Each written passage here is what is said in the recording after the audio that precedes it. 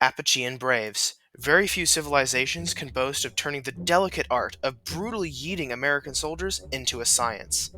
L- Legitimately, I think we only won the Apachean War because we had so many Indian mercenaries on our side.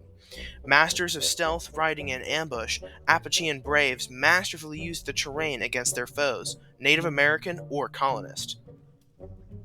Although at the first contact between native and settler, the Apaches used bows, tomahawks, knives, and clubs, they quickly adapted to more advanced warfare, turning to the use of horses and pilfered firearms. Braves were adept hunters, horsemen, and they charged into combat armored only by courage. They're getting number 7 on the list because although masters of stealth, they were predictable. Private detectives like the Pinkertons were well known for luring braves from hiding and then gunning them down in large numbers. Number 6. Janissaries. Enemies should fear being stabbed. These Turkish shock infantry want to be stabbed, so they can enjoy Islamic paradise forever. A counter to European infantry, Janissaries stormed beaches and castle walls without care for their own lives. European boys at a young age were kidnapped from their homes by Ottoman soldiers and brought to a Janissary school, usually located in a provincial capital. They were then forcefully converted to Islam and circumcised. The smallest offenses, such as only praying 4 times a day instead of 5, or not having good enough eye contact with the instructor, were met with brutal beatings, often hundreds of blows being showered down on the boy, who was probably no more than 8 or 9 years old. The handsomest youths became the playthings of the Sultan. You may not have picked up this by now, but the Turks were using Stockholm Syndrome to their own advantage. Stockholm Syndrome is where people being kidnapped and or abused begin to sympathize with their captor. All of the terrible abuse showered on the children made them identify with their Turkish captors and turned them into loyal warriors. Janissaries were masters of logistics, each battalion of them having their own medics and even artillery. Janissaries were also among the first to adopt the modern musket. They mercilessly pillaged Europe for centuries. So infamous were the Ottomans and their Janissaries that it's rumored that J.R.R. Tolkien inspired his orcs from them. They get number 6 on the list. You thought Apaches were predictable? Vlad the Impaler played games with these guys like a monster from a horror movie. He would scare them and drive them just where he wanted them in order to get more satisfaction from the kill. In the end, Europe moved on from knights and cavalry into the modern age, and Janissaries just weren't scary anymore. Number 5. Samurai. Masters of pretty much everything. Action movie level sword skills? Hi sensei. Horse archery? Hi sensei. Death over surrender? Hi sensei. Harikari.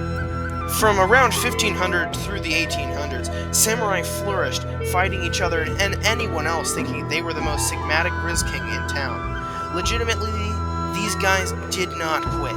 The Ming Chinese, the wealthiest country in the world, bankrupted themselves fighting them. Anyone who thinks they can yeet a samurai, reconsider. These guys fought Mongol warriors and won. They decorate their Zen garden with your mutilated carcass because fighting you was so easy it had a calming effect.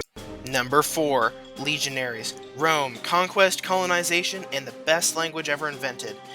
They also almost had an industrial revolution in 400 AD. Anyway, Rome's glory never faded because of its soldiers. Rome achieved immortality because of her warriors. Sporting breastplate, wall shield, pilum javelin, and gladius, these 5-foot-tall short kings will chop your legs off and ritually strangle you for the glory of the Pontifex Maximus if you dare insult their height. Number 3. The Stormtrooper. Out of the trenches, the stormtroopers rise. You think you're tough? How do you think you'd survive charging enemy trenches while they shoot you with machine guns? Dog, they wipe the floor with American Marines. If you know anything about Marines from the land of the free, you know you don't mess with them. Stormtroopers broke stalemates in the most brutal conflict in human history. Nazis copied off the Kaiser's homework for the Blitzkrieg.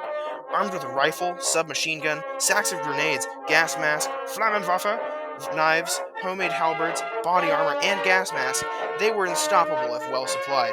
They deserve number 3 for their ability to eat allied forces for lunch and go back for dessert. Number 2. Mongol horse archers. The Mongols were gods of war and death. Due to their incredible skill with logistical warfare and horse archery, Mongol horse archers were invincible from range. Now, most of you are thinking, well, just indulge them in melee. Sorry, Diddle-dee, that's easier said than done. See, the guy's on a flipping pony, which can run faster than a horse. Plus, if you somehow manage to catch them, there's a horde of them, and they're probably 5 times more numerous than your entire country's army. The Mongol Empire only ever collapsed from infighting. Even when the mightiest house is divided, it will fall. They get number 2 for aspiring to conquer the world and wiping the floor with major players like China, the Ottoman Turks, and later under Tamerlane, India, and other Mongol hordes. They adapted to gunpowder, breakthroughs in armor, etc. There's a reason they were called Tartars. Tartarus, the Christian hell, of course. That's right, people thought that these guys were invincible demons from hell, and the Mongols were like, yup, that's us for real, and started propagating other rumors like that they ate human flesh. The Mongols are my favorite empire, and I gotta move on, or I'll get arrested for Mongolian throat singing while terrorizing Texas highways again. Number 1. Forget ninjas, forget Vikings, forget Chuck Norris. The most dangerous warriors in history wore white robes and red crosses that make Saracens cry for their mommies. The Knights Templar. These guys weren't monks with muscles. They were holy medieval killing machines with maxed out stats and 0 chill. True story, one time 300 Templars converted 20,000 Saracens to Crow Chow. By themselves. They charged like medieval tanks and hit harder than your Wi-Fi bill. Enemies said fighting them was like fighting men who wanted to die.